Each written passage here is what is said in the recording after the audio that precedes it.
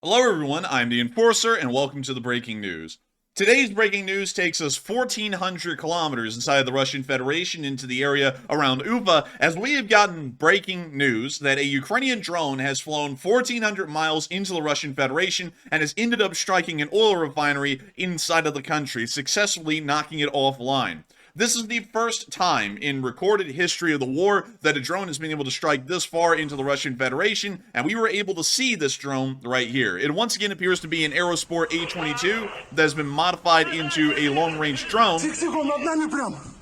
can see the Russians filming it as it's starting to come in on its approach at a very low speed.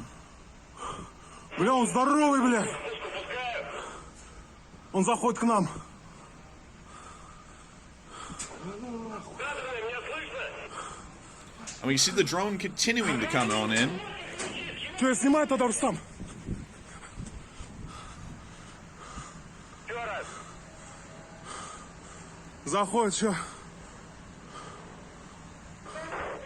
The video cuts off before we actually get to see the impact of the drone, but nevertheless, we do get to see the aftermath of the drone's impact onto the refinery in these clips and pictures right here. This is one of the most interesting attacks that we've ever seen occur due to the fact of how deep inside of Russia this was.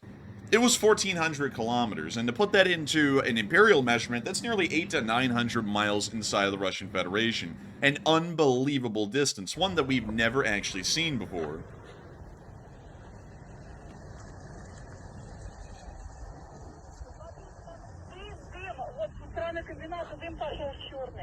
When you see the fires continuing to burn, we hear people talking on the radio as they look towards the refinery.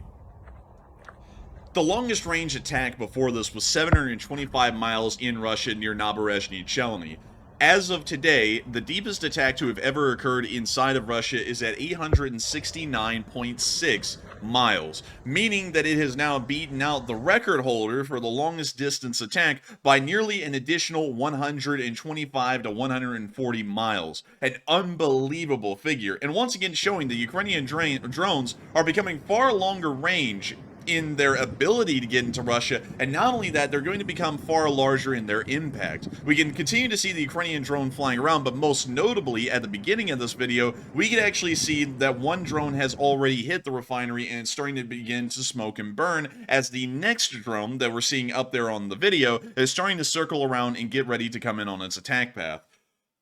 It is insane to see this, and once again, the impact to Russian oil refineries has been severe over the course of the war. We do know that the Ukrainians at their peak were able to knock out around 15 to 17% of all Russian refined fuels manufacturing inside of the country, putting the Russians at a severe deficit of nearly 600 to 700,000 barrels of refined fuel products per day. A massive loss, and once again putting the Russians onto the backslide as far as being able to provide themselves with enough fuel to be able to carry on the war and also normal economic activity. One refinery has finally been brought online, but it took the Russians 3.5 months to even get the refinery into an operational condition after it had been knocked out. This is showing that while the Russians do have a limited ability to bring oil refineries back online, the amount of time that they will be out is going to be incredibly long, meaning that as long as the Ukrainians can continue to strike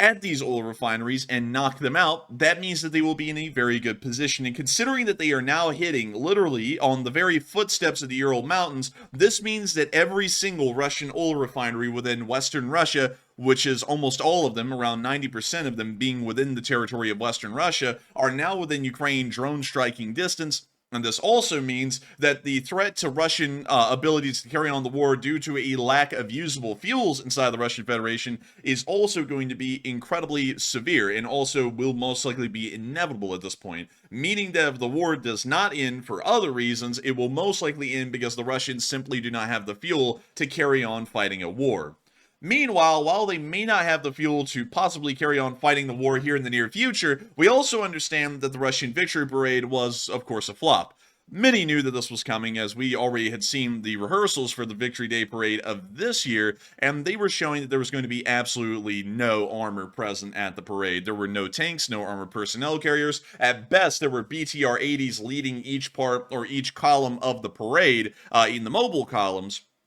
But we did not see any tanks, armored personnel carriers, or anything along those lines. We can also see that in this picture, before the vehicles even made it onto the parade grounds, there were Russian soldiers that were standing by as they were moving to the parade grounds with anti-drone jamming guns, trying to make sure that nothing would happen to the vehicles, such as the Ukrainian drone strike knocking one of these vehicles out before it made it onto the parade grounds. It is showing how much of a grip the Ukrainian drone forces have over the Russian Federation, as any drone could cause serious damage not only to the Russian image, but also to the Russians in a physical form, a lot like the oil refinery attack we just saw that is now record-breaking as far as how deep a Ukrainian drone strike has gone and been successful. Speaking of which, we also saw that the Ukrainian drone strike happened inside of Belgorod at the exact same time, causing a significant explosion and leading to a fire. We don't really know exactly what was targeted and why this area is on fire inside the city, but we do know that this was a Ukrainian drone attack that did lead to this fire happening inside the city of Belgorod.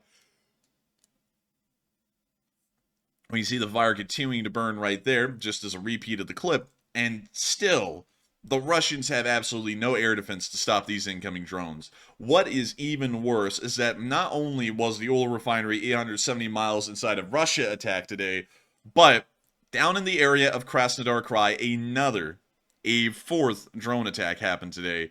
and it knocked out an entire oil depot inside of the area. According to Russian authorities, they were able to shoot down 6 of the drones. Scratch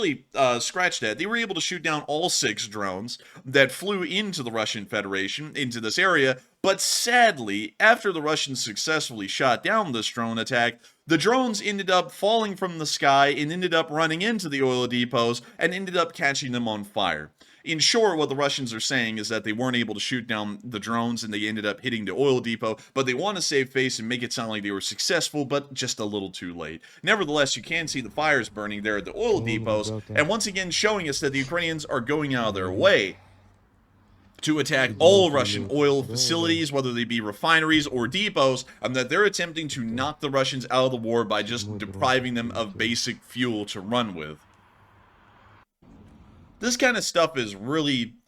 interesting to note, because we have now seen, just as of today, that an entire swath of the Russian Federation, the Krasnodar region in the Russian Don, the Belgorod Oblast just on the Ukrainian border, and deep inside of Russia, almost in Asia, near Ufa, was also attacked today, and absolutely no Russian air defense was present in any instance. We were not able to see video proof or video evidence confirming that, and this is showing us that the Russian air defense is practically gone inside of Russia. Any attack that the Ukrainians conduct at this point will most likely have a high rate of success, as Russian air defense has been so greatly limited in number over the course of this war that almost all Russian air defense is being focused inside of Ukraine just to protect the ground forces, and there is practically no air defense to speak of inside the Russian Federation. This is a huge deal, and once again showing us that things are going quite well for the Ukrainian armed forces, and they will be able to have the upper hand going forward in the air war against the Russians and from the Russians against the Ukrainians. The Ukrainians are now building up their air defense to be as formidable as it was at the beginning of the war, or really more so during its peak in late 2022, and meanwhile, the Russians have reached an all-time low in their air defense abilities, as we see that there is no resistance whatsoever to any Ukrainian drones flying all the way through Russia. Moving on from that and into the area around Avdiivka, we also heard that the Ukrainians have actually upped their air defense apparently significantly, as we've gotten preliminary information that a Russian Su-25 Frogfoot was shot down in the Avdiivka direction today by Ukrainian anti-air fire. We do not know what this anti-air fire was, whether it be a man-pad or some kind of a surface-to-air missile from a larger SAM battery, or whether this just be an anti-aircraft gun like a Shilka that was being used in the area. That information has not been given to us at the moment, but we do have the preliminary information that an Su-25 has been shot down, and this is once again showing us that the Ukrainians are building up the air defense, just like we were saying, and largely like this entire news video has been building up to, while the Russians are losing air defense on a day-to-day basis. Also, thanks to the Ukrainians now possessing ATACMS, which have been used inside of Crimea, we now know that surface-to-air missile sites inside of Crimea have all but been wiped out, and we now know that that area will also be subject to a pretty large amount of incoming drone attacks. Moving on out of that area and down into the region of Israel, and specifically Rafah, we have heard that peace talks in between Israel and Hamas have been suspended after Israeli action within the area of the Rafah border, or more so the Gazan border near to the town of Rafah. Israel seems very hell-bent on destroying Hamas and Hezbollah moving forward on into the next few months, as they've seen that it's very clear that these Iranian-funded groups, of course supported by the Islamic Revolutionary Guard Corps, have absolutely no intentions of giving up the conflict against Israel. And so Israel seems very hell-bent on continuing on the conflict themselves. And this is once again showing as the peace talks are once again collapsing like they did down in that region. But with that, that is all of the major breaking news that we have at the moment. I got to thank each and every one of y'all so much once again for watching. If y'all did enjoy, make sure to like, comment, and subscribe, and also support us on Patreon. Link in the description below. And of course, I got to give a huge shout out to all of our current patrons who help to make these video projects possible. And so with that, I thank you all so much once again for watching, and I will see you all in the next one.